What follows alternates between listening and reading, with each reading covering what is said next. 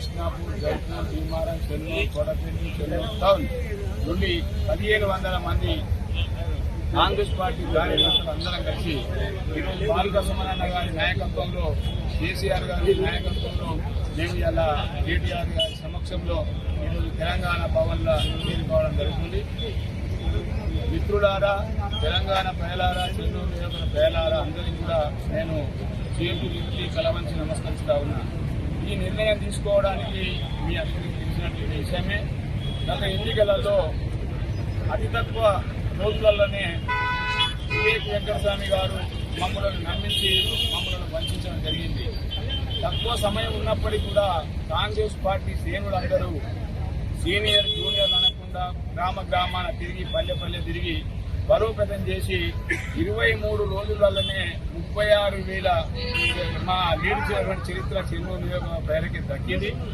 అందులో ఆనాడిచ్చినటువంటి వివేక్ గారు సొంత మినీపూర్చి పెట్టడం జరిగింది.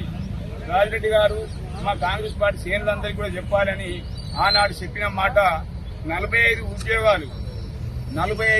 ఉద్యోగాలు ఈ తెలంగాణలో ఉన్నటువంటి చెన్నూరు నియోజకవర్గంలో ముఖ్యంగా యువతకు నేను ఉద్యోగాలు కల్పిస్తా, చెన్నూరులో ఒక సిరామిక్స్ ఫ్యాక్టరీ పెడతా, అదేవిధంగా ఇంకెన్నో ఫ్యాక్టరీలు పెడతా అని చెప్పడం జరిగింది.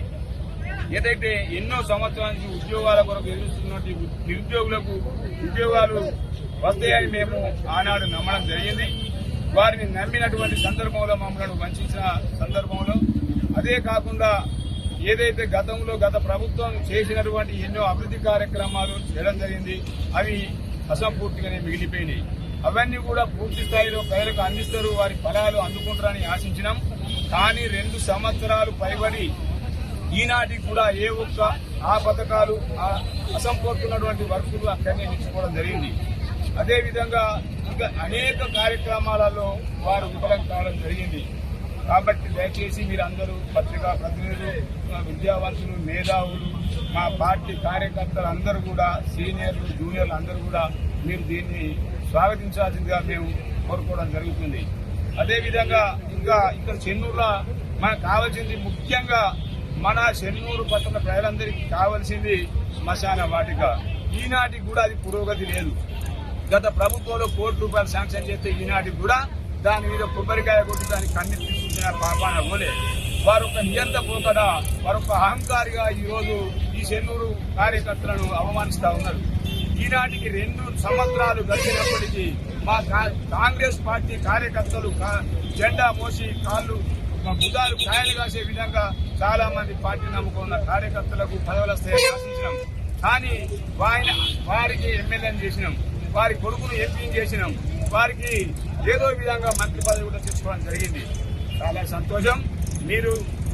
మీకు పదవులు వచ్చినాయి, మాకు కూడా చెన్నూరు కార్యకర్తలకు ఎంతో మంది కష్టపడి ఆశించినటువంటి కార్యకర్తల పదవులు వస్తాయని అనుకున్నాం. కానీ ఈనాటి వరకు కూడా మార్కెట్ కమిటీ చైర్మన్ అనౌన్స్ చేయాల్సి ఉండే, 14 మంది డైరెక్టర్లను కూడా అనౌన్స్మెంట్ చేయాలి. అదేవిధంగా పోచమ్మ టెంపుల్, మల్లన్న టెంపుల్, ఏలాల టెంపుల్ కూడా ఎంతో మంది మా కార్యకర్తలకు పదవులు ఇవ్వాల్సినటువంటి అవసరం ఉన్నది. ఈ చెన్నూరు నియోజకవర్గంలో ఏ ఒక్క పదవి కూడా రాకుండా మీ కుటుంబానికే పదవులు దక్కినాయి తప్ప కాంగ్రెస్ పార్టీ పనిచేసినటువంటి మిమ్ములను నమ్ముకున్న కార్యకర్తకి ఎక్కడన్నా ఒక పదవి వచ్చిందా? మీరు కాంగ్రెస్ పార్టీ కార్యకర్తలారా, మిత్రులారా, మీరే ఆలోచించాలి. ఇవన్నిటి గురించి కాంగ్రెస్ పార్టీ కార్యకర్తలకు పదవులు లేవు, వాళ్ళకు పనులు లేవు, వాళ్ళని మీరు గుర్తించలేరు. కాబట్టి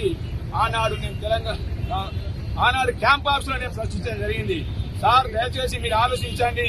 కాంగ్రెస్ పార్టీ కార్యకర్తలకు మిమ్మల్ని నమ్ముకొని బుల్లానేసుకొని గెలిపించుకున్న కార్యకర్తలకు పదవులు దక్కలేవు. కాబట్టి మీరు మా పదవులు ఇవ్వాలి. కాంగ్రెస్ పార్టీలో పనిచేసినటువంటి సీనియర్లకే పదవులు ఇవ్వండి. మేము కట్టుబడి ఉన్నామని ఆనాడు చెప్పినాం, ఈనాడు చెప్పినాం.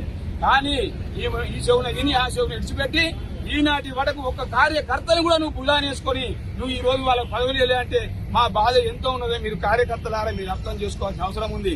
నా పదవి కొరకు, నా అధికారం కొరకు, నా ఆస్తులు కాపాడుకోవడం కొరకు నేను అడగలేదు మిమ్మల్ని విశాఖ ట్రస్ట్ నుంచో, లేకపోతే V6 నుంచో, లేదా మాకు చెన్నూరులో పెడతా, నువ్వు రాయబరేలి నువ్వు రాహుల్ గాంధీకి తాకట్టు పెట్టినావు. మా ప్రజలందరినీ, మా యువకులందరినీ రాహుల్ గాంధీ దగ్గర తాకట్టు పెట్టి మా యువకులను ఇలా నట్టెడ ఉంచావు. కాబట్టి ఆనాటి నుండి ఈనాటి వరకు మేము ఎంతో కూలిపోయి ఈ రోజు నిర్ణయం తీసుకొని నీకు తగిన గుణపాఠం చెప్పాలి.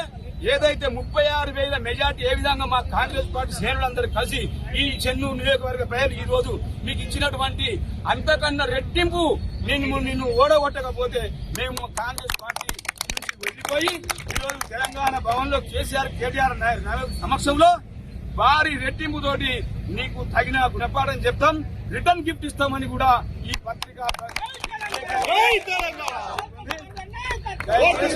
మరోసారి ఎవ్వరు కూడా అన్యాయంగా భావించకూడదు.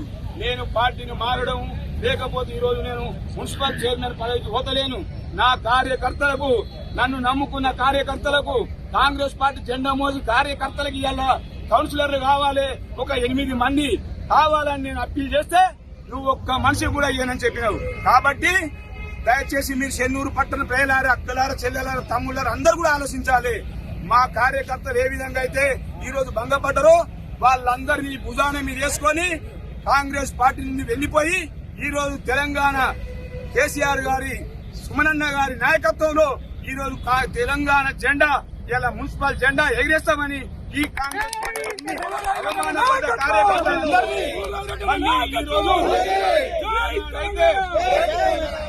ఏనాడైతే నీ పక్షా నుండి చేయి గుర్తుకు ఓట్లేసి గెలిపించుకున్నావో ఈ రోజు నువ్వు చేసినటువంటి అన్యాయాన్ని, నువ్వు చేసినటువంటి అవమానాలను భరించలేక ఈ రోజు మన కారు గుర్తుకు ఓటేసి మేము ఇక్కడ మన తెలంగాణ జెండా ఎగిరేసే విధంగా నా కార్యకర్తలందరికీ నేను దన్నంటి ఉండి అండగా ఉంటానని నేను హామీ ఇస్తున్నా.